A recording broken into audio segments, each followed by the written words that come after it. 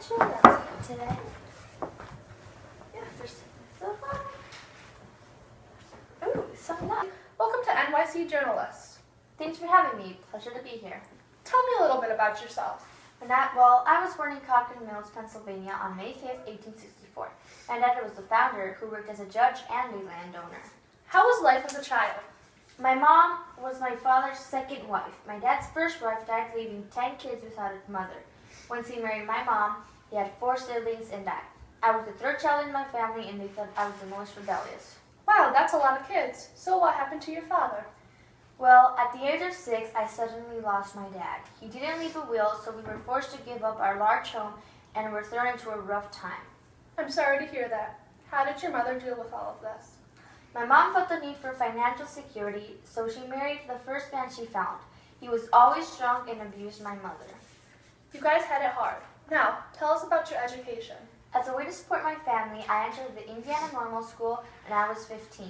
My goal was to become a teacher, but after one semester, my mom had unfortunate news. She said we could not continue in school because we had no money. So I moved back with my mom and helped her run a boarding school for 7 years. Any other information about your childhood you would like to tell us? As a child, my dad called me Pink or Pinky. He called me that because his mother always worked. So, how did you become such a successful journalist? I knocked on doors of New York newspapers for 6 months. John Cocker was a magazine editor of New York World. Finally took me in as one of his journalists. My first project was to write a story about a mentally ill house at a large institution in New York City. For 10 days, I was on the Blackwell's Island to find about the story. When I came home, my story was finally published. Many people love your writing style. So, tell me about that. I always try to side with the poor because I understand what they may be going through. Besides making the story come to life, my number one thing to do when I'm writing is to add my true reactions to topics and add feeling and emotion. Word around town says you travel around the world. Is that true? Well, that is true. In 72 days, I traveled throughout the world, going from San Francisco all the way to Hong Kong.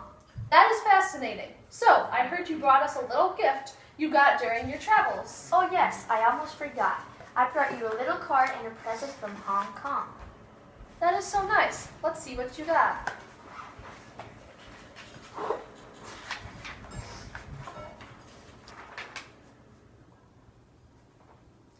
That is so thoughtful. Thank you. No problem. Let's see what we have here. Oh wow, what are these? These are Chinese meditation balls. You move them around when you're calm to help you relax. Well, that is really cool. I'll have to use those sometime. No problem. Thank you for having me on the show.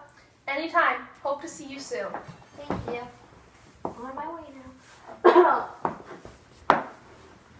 Hope your cough gets better soon. Yeah, I'm kind of sick. Nellie unfortunately passed away. We will always remember her inspirational story.